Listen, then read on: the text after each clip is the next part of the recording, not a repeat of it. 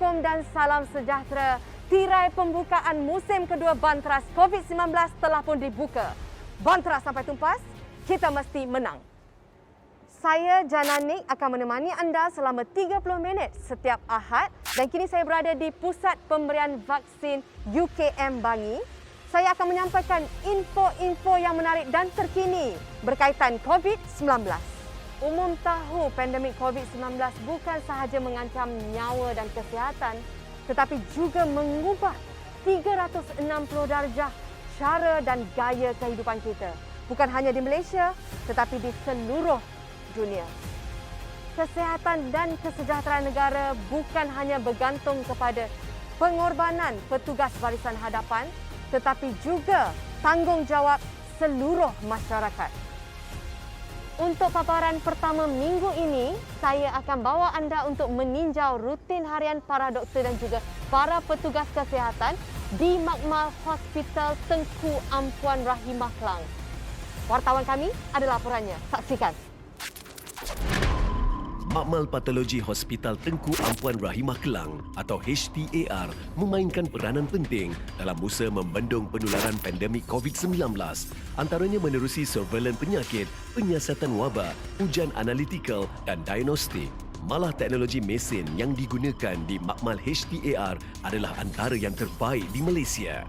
Mempunyai kekuatan seramai 33 petugas pelbagai jawatan, makmal ini juga mampu mengeluarkan hasil ujian COVID-19 hanya dalam masa sejam berbanding proses sebelum ini yang membabitkan penghantaran sampel ke Hospital Sungai Buloh.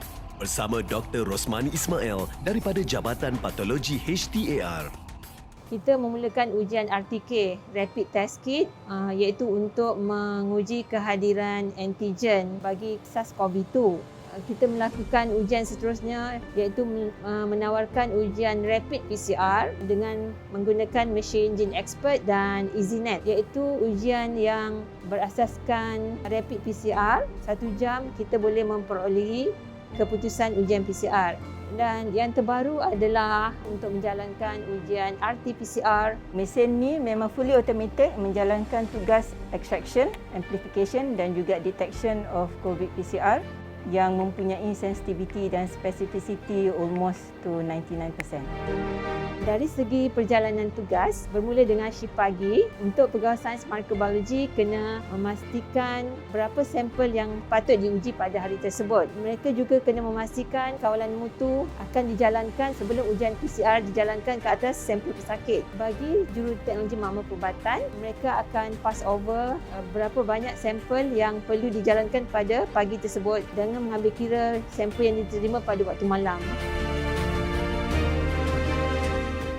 Antara cabaran terbesar kami yang bekerja di belakang tabir ni apabila kita berurusan dengan mesin-mesin dan ada ketikanya mesin tu breakdown. So untuk kita nak tunggu repair tu akan ambil masa.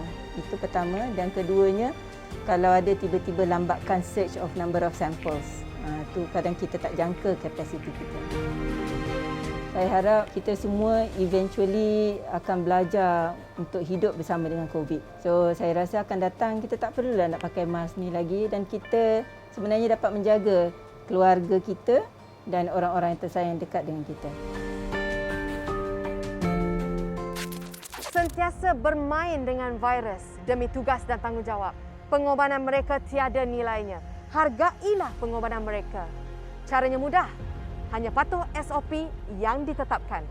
Myanmar antara negara yang dicengkam erat virus COVID-19 dengan risiko jangkitan yang tinggi. Diburukkan lagi dengan kejatuhan ekonomi serta bekalan vaksin tidak mencukupi. Saksikan Myanmar terdesak dalam rentas dunia.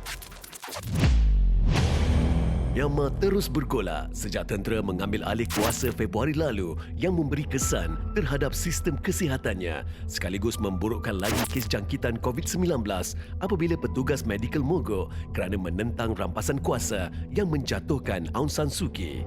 Julai 2021 sahaja merekodkan 141,908 kes positif dengan 6,000 kematian iaitu kes bulanan tertingginya sejak COVID-19 dikesan pada Mac 2020.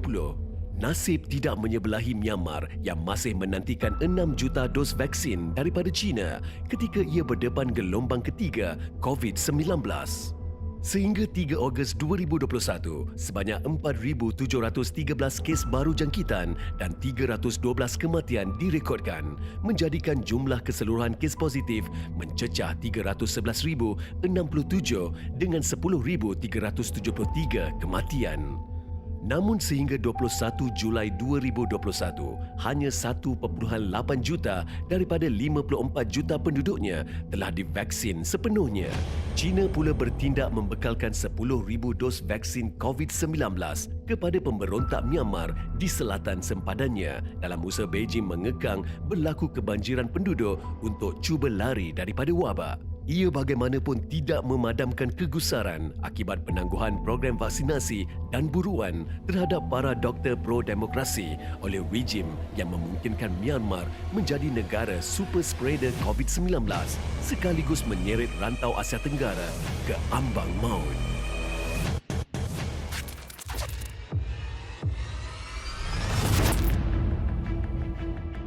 Mutakhir ini, berlaku lonjakan kes COVID-19 di dalam negara.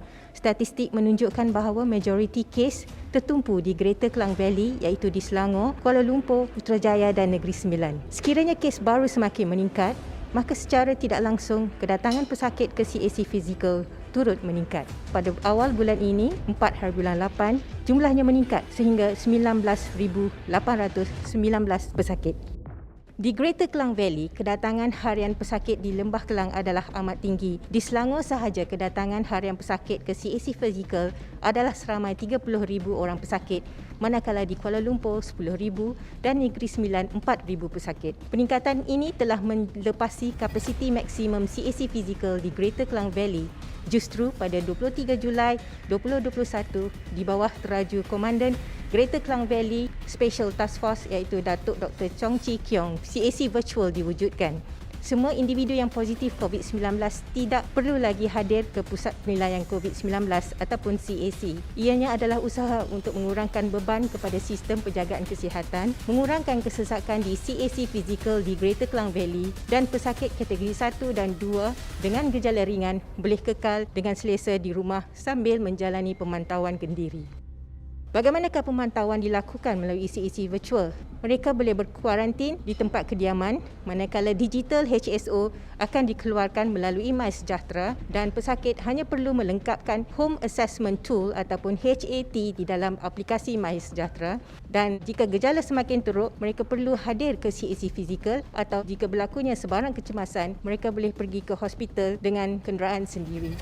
Kontak rapat kepada kes positif yang tidak bergejala adalah digalakkan untuk melakukan ujian pantas COVID-19 sama ada di klinik berhampiran ataupun menggunakan kit ujian kendiri dan melakukan pengasingan diri di rumah.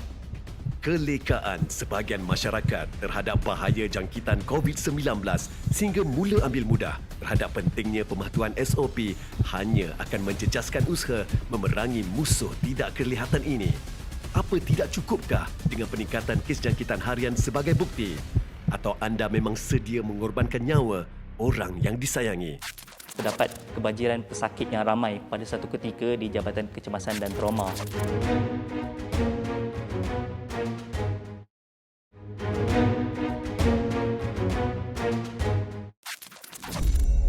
Tiada kompromi terhadap pihak yang didapati mengingkari pematuhan prosedur operasi standard atau SOP Pelan Pemulihan Negara atau PPN yang ditetapkan oleh Majlis Keselamatan Negara menerusi pemeriksaan di bawah Akta Pencegahan dan Pengawalan Penyakit Berjangkit 1988 dalam usaha negara membendung penularan wabak COVID-19. Kompaun maksimum bagi pelanggaran SOP adalah antara tindakan yang diambil menerusi OPS patuh iaitu pematuhan Perintah Kawalan Pergerakan yang meliputi pemeriksaan di premis perniagaan, kilang, tapak pembinaan dan sekatan jalan raya atau SJR yang diadakan secara bersepadu dan besar-besaran pada Julai 2021. Sepanjang tempoh berkenaan, sebanyak 19,192 pemeriksaan dijalankan di seluruh negara melibatkan 26,504 anggota daripada 23 agensi penguatkuasa. patut mendapati apabila kita turun, kita bukan hanya nak melihat dari segi mereka yang melakukan kesalahan. Kita juga cuba untuk belajar daripada kilang-kilang yang beroperasi dengan mematuhi SOP serta mengamalkan best practices bagi mengekang penularan COVID-19 di tempat kerja.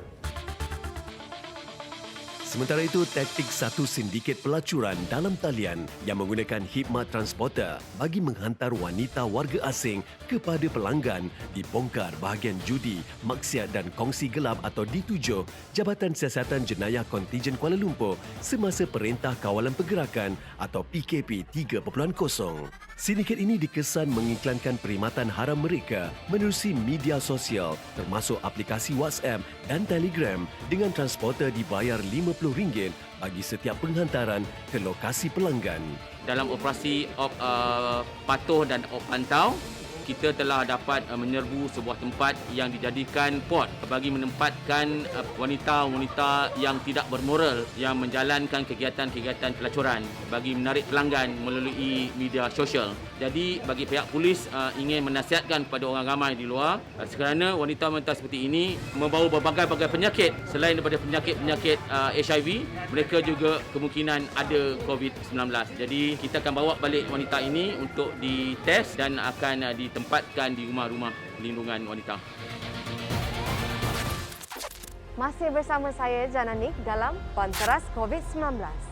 Tiap mata pastinya terarah kepada petugas kesihatan dalam usaha untuk menyelamatkan saudara mereka yang dijangkiti. Pengorbanan mereka tidak dapat diukur dengan wang ringgit. Nyawa sendiri digadai demi menyelamatkan yang lain. Pengorbanan ini diibaratkan seperti wira dan wirawati yang tidak didendang. Namun sebagai manusia biasa, mereka juga tidak terlepas dari tekanan fizikal dan mental. Keletihan dan tekanan ini langsung tidak mematahkan semangat mereka untuk terus memberikan khidmat yang terbaik kepada masyarakat. Saksikan keadaan di wad kecemasan di Hospital Tengku Ampuan Rahimah Klang dalam barisan hadapan.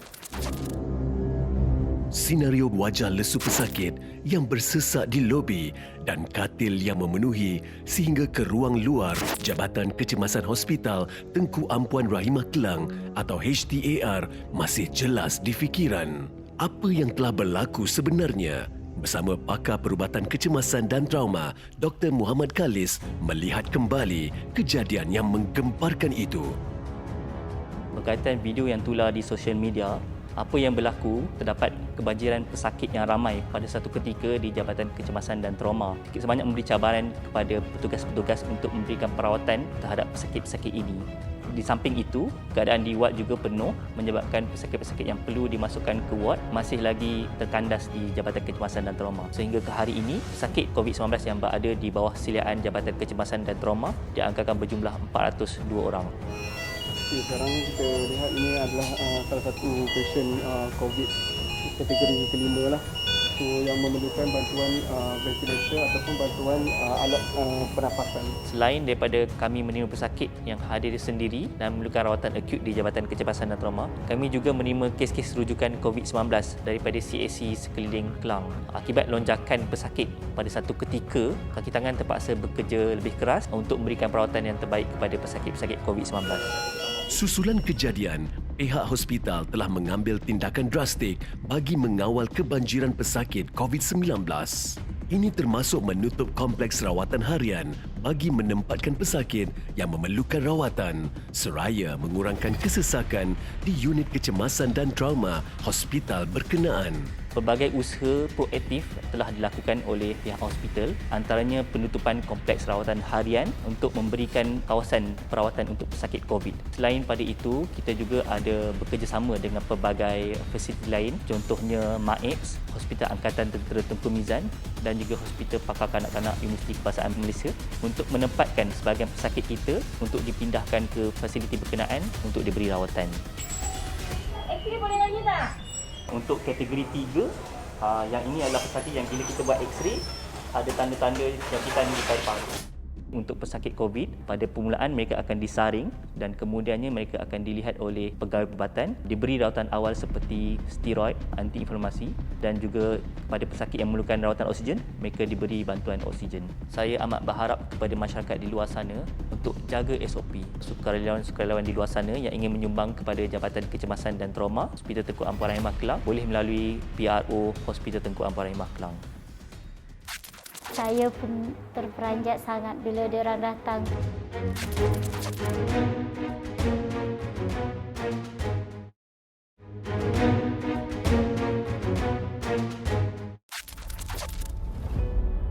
Pusat Pemberian Vaksin Institusi Pengajian Tinggi Universiti Kebangsaan Malaysia atau PPV-IPT at UKM meraihkan penerima vaksinnya yang ke-100,000 pada 15 Julai lalu semenjak ia mula beroperasi pada 5 Mei 2021.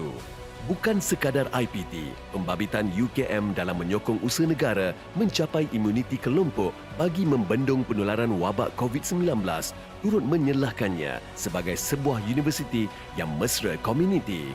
Usaha ini bagaimanapun tentu tidak akan berhasil tanpa pengorbanan wira di sebalik kejayaan program ini.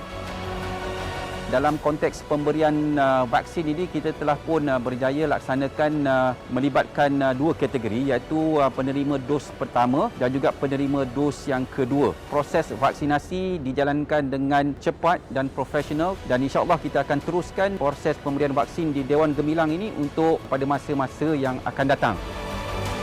Sehingga hari ini kita telah memberikan sejumlah 128,900 penerima vaksin untuk dos yang pertama. Manakala untuk dos yang kedua adalah seramai 27,800 penerima vaksin. InsyaAllah dengan adanya vaksin ini, saya akan dapat meningkatkan imunisasi diri saya untuk pencegahan COVID insyaAllah. Malaysia akan hanya menang setelah 80% rakyatnya divaksinasi. Jangan gentar, penawar ada di tangan kita. Ayo, vaksin diri, lindungi semua. Pemberian vaksin di PPV UKM Bangi telah pun mencecah 100,000 suntikan pada 15 Julai yang lalu. Sehingga kini jumlah suntikan telah pun mencecah 128,908. Peningkatan jumlah suntikan ini akan mempercepatkan lagi usaha kerajaan dalam mencapai objektif 80% suntikan berkelompok dalam masa yang terdekat. Kadar vaksinasi bagi setiap 100 populasi di Malaysia menjadikan Malaysia antara negara yang terpantas menerima dos suntikan. Kenyataan ini dikeluarkan oleh Our World in Data Julai lalu. Saban hari, rakyat semakin terkesan dengan kerakusan virus yang semakin mencengkam. Cengkaman ini bukan hanya dari sudut kesihatan, malah juga dari sudut ekonomi dan pendapatan. Mengisafi kesusahan yang ditanggung, kru COVID-19 bersama saya akan menyantuni sebuah keluarga yang memerlukan bantuan. Ikuti paparan ini.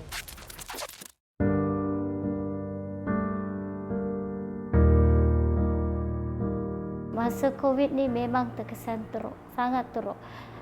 Gaji tak ada, nak makan dengan anak pun susah. Tapi bila betul-betul susah tu, tanya kawan-kawan macam tu. Kawan-kawan pun bagilah kesian. Kalau saya tak usaha nak tanya kawan-kawan, memang kita orang tak makan apa. Beras dan telur bagi Sarina Batau cukup untuk dia 4 beranak bertahan. Namun operasi terhad ke atas taska yang menjejaskan pendapatannya sebagai pengasuh membuatkan ibu tunggal ini buntu memikirkan sewa rumah dan bil yang tertunggak. Paling dibimbanginya bagaimana kalau dia sekeluarga hilang tempat berteduh. Pelaksanaan Perintah Kawalan Pergerakan atau PKP bagi membendung pandemik COVID-19 mencengkam golongan miskin bandar sepertinya. Dia terfikir, betulkah tindakannya meninggalkan kampung orang asli Semai di pedalaman Kuala Lipis beberapa tahun lalu demi mencari penghidupan lebih baik di kota? Bos saya sangat baik, dia faham saya. Walaupun saya susah, dia ada bantu-bantu saya jugalah sikit-sikit macam tu. Dia cakap dia pun susah, dia tak boleh buat apa-apa. Dia cakap gaji pun tak dapat bagi sebab susahlah dia cakap.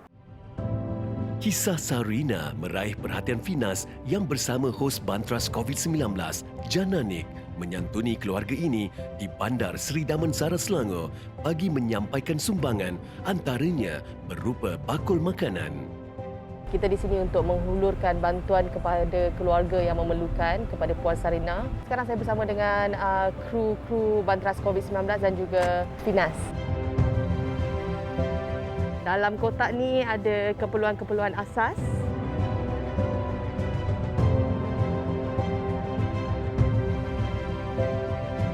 Hai, saya daripada Bantras COVID-19 bersama dengan pihak Finas nak hantar bantuan. Saya pun terperanjat sangat bila diorang datang. Kurang-kurang diorang bagi semangat. Oh, ada orang membantu kita, ada orang juga peduli dengan kita. Pada yang ibu tunggal kat luar sana macam saya ni, kena kuat semangat lah. Tak boleh putus asa, susah macam mana pun kena usaha. Saya memang susah lah dari dulu. Tak pernah saya senang, kira saya bersyukur sokongan daripada orang ramai, dari kawan-kawan. Saya berterima kasih banyak-banyak dekat kawan-kawan semua macam tu. Terima kasih sebab sudi berkongsi dengan kita pengalaman Puan untuk melalui orang kata era pandemik sekarang ni. Jadi saya dengan pihak Finas ada sedikit sumbangan kepada Puan dan juga keluarga. Diharapkan Puan tabahlah dan insya-Allah semuanya akan baik-baik. Sarina bagaimanapun bersyukur adanya anak-anak sebagai pembakar semangatnya, juga rakan-rakan dan mereka yang prihatin. Dan dia hanya mampu berdoa agar pandemik ini segera berakhir. Mendengar kisah dan rintihan mereka membuatkan hati ini menjadi sayu. Diharapkan mereka tabah menghadapi dugaan. Baiklah, itu sahaja paparan untuk minggu ini. Kekalkan kawalan kendiri, patuhi SOP agar wabak dapat dikekang. Bantras sampai tuntas, kita mesti menang. Jumpa lagi minggu hadapan. Assalamualaikum.